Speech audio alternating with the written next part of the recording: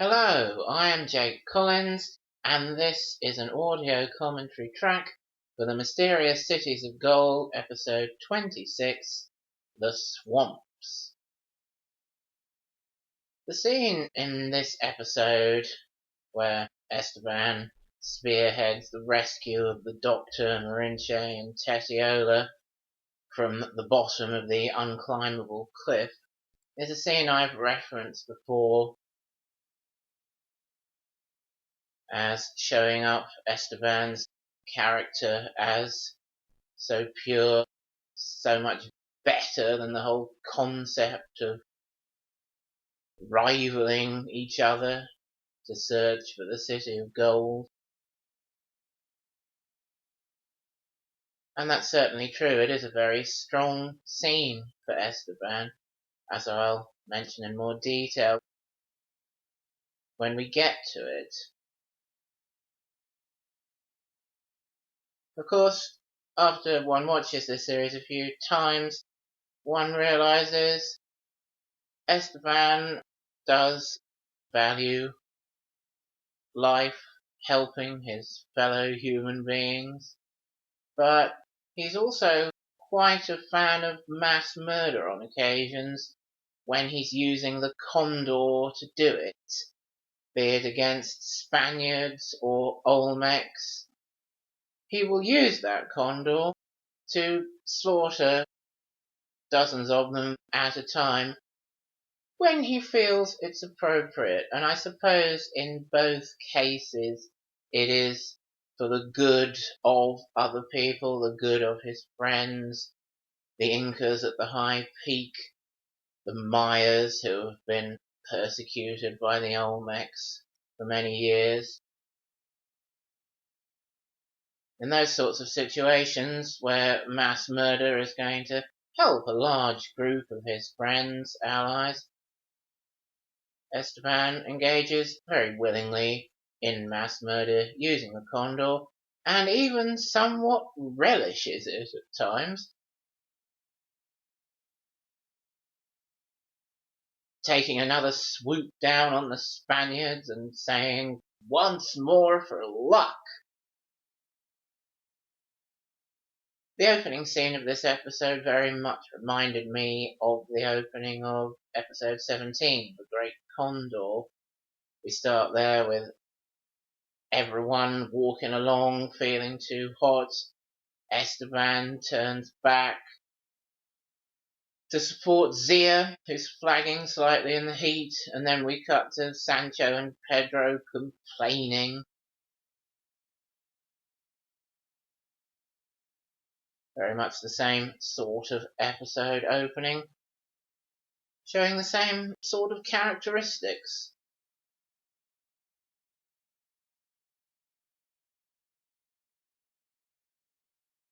Like in the previous episode I commentated on, Tao showing some contempt there for Sancho and Pedro, telling them to leave Coca Petal alone. But it seems here that Tao himself is quite resentful towards Coca Petal there. Esteban stops to help Zia over those bits of rock, and then they wander off together. Tao is left on his own to clamber up. And he says to Coca Petal, "Why are you making me carry you? You've got wings. Fly, for goodness sake." And Coca Petal gives him this kind of smug look. Quite a nice moment there between Tao and Coca Petal, showing what pets can be like sometimes. Yes, indeed, that contrast again between Sancho and Pedro and the children. Or is it appropriate to call them children anymore? Just look at Esteban's shoulders and Zia's boobs in these shots we're getting here. They are growing physically as well as emotionally during the course of this series, and it's a good artistic decision, I think, to reflect those emotional, practical changes in the characters' physicality. Here's the bit where Tao talks about what's on the manuscript, the prairie, then the swamp. And Esteban works out, from what Tao's been saying, this winged serpent character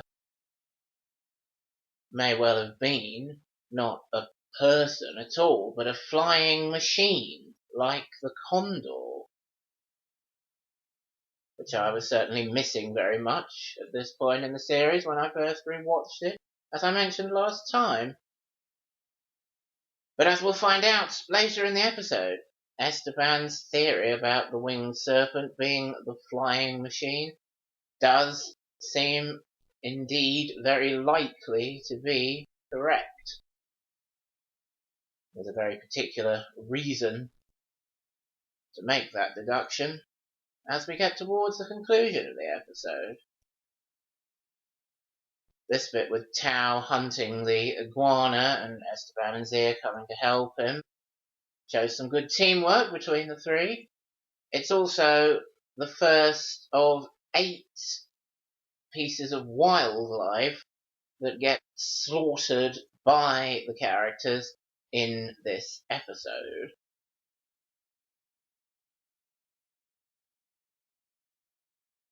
Quite a devastating episode for the local fauna.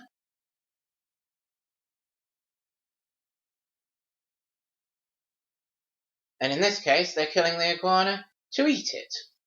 They did eat a giant reptile before on the Galapagos Islands, one of the tortoises, and now they've added the iguana to that menu. Tetiaola says something there to the Doctor and Morenche that I think should be said a lot more often than it is in the world. The Doctor suggests taking a shortcut round the side of the mountain to cut off our protagonists. Tetiaola, as their guide, says, "Yes, it is not difficult." I mean, wouldn't it be nice if when you asked people for help, tradesmen, people you ring up to help you install things on your computer, something like that, they would then say to you, "Yes, it is not difficult," and help you to do it, like they're supposed to. But instead, what do we get in real life? Very unlike Tetiaola, we get, "Oh, I don't know about that," most of the time. Mendoza's had something of a premonition here about what's going to happen in the rest of the episode. He wants Sancho and Pedro to make some spears. We might need them in the near future. Oh, yes, we might do, mightn't we? Also, he wants Tao to weave together some rope. We might need some rope. I wonder if they will. That would be quite a coincidence.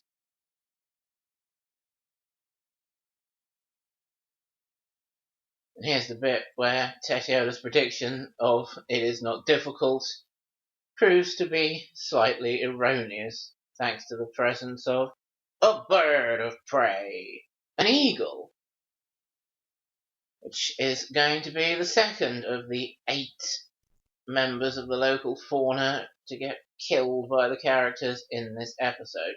Not by Tetiaola now, but by the Doctor a little later on.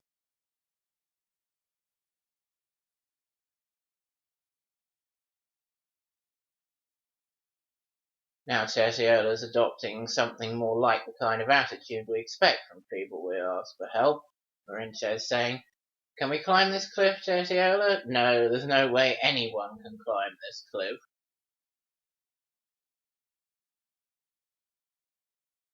Yep, that's the 21st century attitude for you.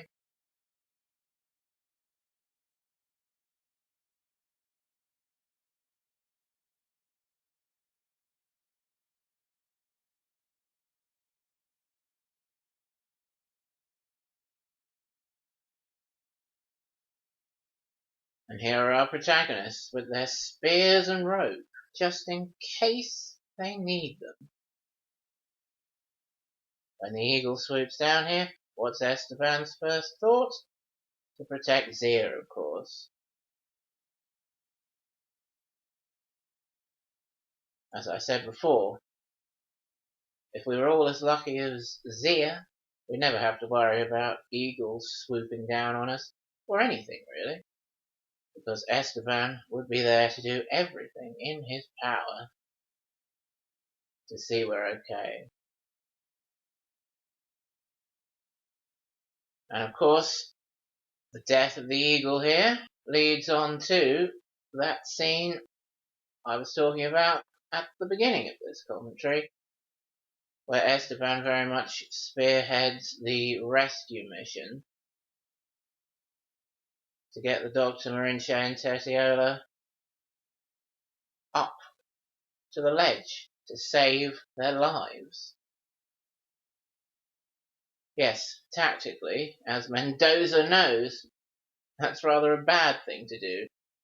You'd do better to leave them down there to die. But Esteban, proving himself better than the whole concept of the quest for the cities of gold, says to Mendoza, don't be so cruel, let's help them. We can't just leave them down there. It would be taking more of a personal touch than committing mass murder with the Condor, and I suppose there's no direct benefit to leaving the Dr. Marinche and Tessiola to die. So Esteban does want to rescue them. I mean, in the long run, yes, it would be a very good idea. Stop them having any antagonism once they find the second ruined city in the next episode. But Esteban knows it's kind of like leaving them to die in cold blood rather than actively trying to help their Indian friends. So Esteban is very determined here. Yes, we are going to rescue the Dr. Marinche and Tessiola from the pit. And of course, Esteban takes the rope off Sancho, instructs Pedro to tie it securely. Pedro's like, well, if you say so, Esteban. A very manly throw there from Esteban to get the rope down to the lower ledge. Esteban starts hauling up Marinche, and even Tao doesn't help until Esteban says, come on all of you, pull. And Tao, Sancho and Pedro do join in. And here Marinche says, thank you, Esteban, you are a good boy. And I think she really means that.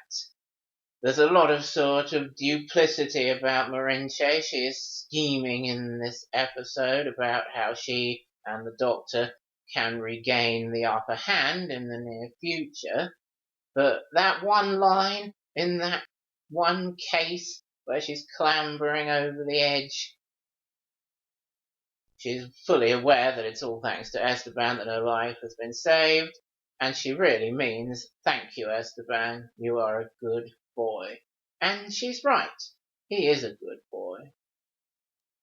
You notice there, Esteban is the only one who comes forward to help Marinche help the Doctor up. He's showing absolute purity in this scene, Esteban, and I think it's a very good scene for him. Really makes you think. This search for the City of Gold. Is it more important than people's lives? Not to Esteban. The continued prosperity of the Incas at the High Peak and the Mayas in and around the village of the New Sun may be more important to Esteban than the lives of sundry nameless Spaniards and Olmecs. But as I say, he does have specific good reasons for committing mass murder on those occasions. So I don't think it takes anything away from the purity of heart that Esteban displays in that scene. A great line from the Doctor here. Mendoza's hurrying them on at gunpoint. Marinche says about Mendoza, he's a scheming dog, and the Doctor adds, he will pay for making us hurry. I absolutely love that line from the Doctor. Haven't you thought that at times about PE teachers or someone like that? He will pay for making us hurry. I certainly know the feeling. There's something that got turned into a publicity shot. Esteban looking out over the prairie, or is it the prairie, with the wind whipping up his hair and clothes, full of excitement for great adventures. And yeah, it is a nice shot.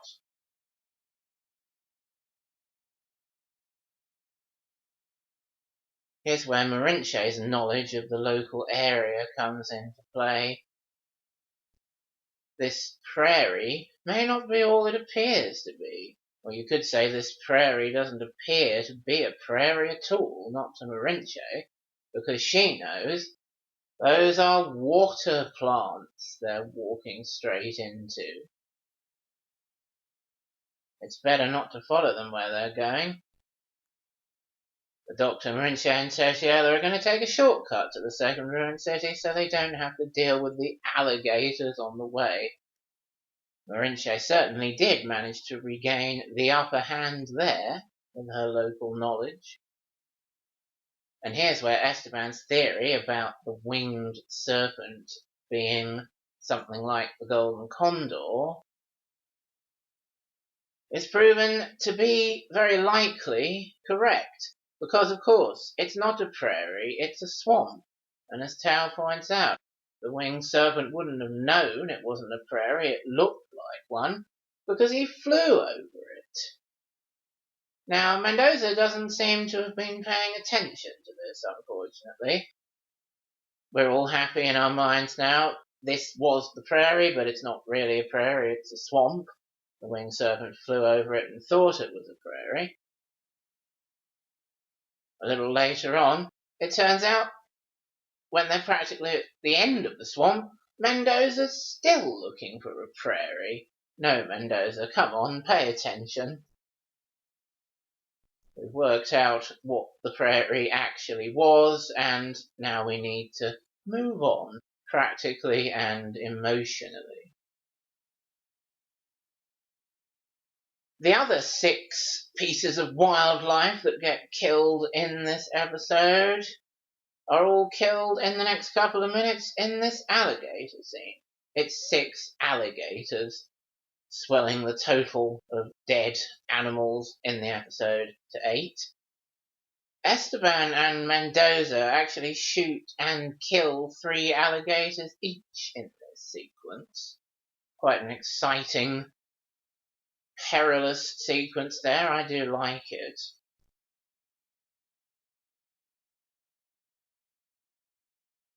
It's really one of Esteban's rather impressive physical feats. That bow is Tessiola's bow, and it's nearly as tall as Esteban himself. The arrows are pretty big too. And Esteban wields it to deadly effect against these alligators. I always thought in the future it would be nice if Esteban found further opportunities to develop his archery skills. He seems to have a knack for it. Perhaps his natural dexterity very much helps him with that. A potentially interesting strength of Esteban's there, archery. But it's only used in this one scene. And it was something I did put in those old fanfics I've mentioned a few times. Esteban coming back to his archery in order to save Zia. Well, that's why he'd do it, isn't it? Now here Zia uses some of her local knowledge. We're not really in her local area anymore, but clearly these giant lily leaves are very much like the ones that Zia knows from Inca country. And I do like to see Zia showing her strength as a guide. She is a native of the Americas.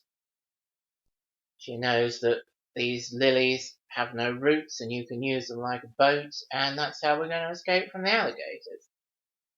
And Esteban and Tao are quick to trust her to know what she's talking about, and they're right to do so. Look at that. Right between the eyes, Esteban shoots that alligator. And he's going to do it to another one in a second. Quite impressive work there. When we were in Inca territory approaching the high peak, Zia showed at least one piece of local knowledge, talking about how there was a hidden causeway under the water. You could see the ripples of the small stones,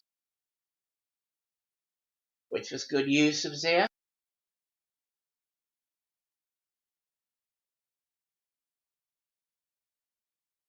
Does Pedro actually manage to kill that alligator there with the spear? I don't think so. I think he just kind of diverts it. I think my stated death toll of 8 animals, 6 alligators, 1 iguana, 1 eagle is correct for this particular episode. And there's the bit. Mendoza hopes they're going to find the prairie they're looking for when they get to the end of this swamp. Oh, Mendoza, come on, pay attention, man.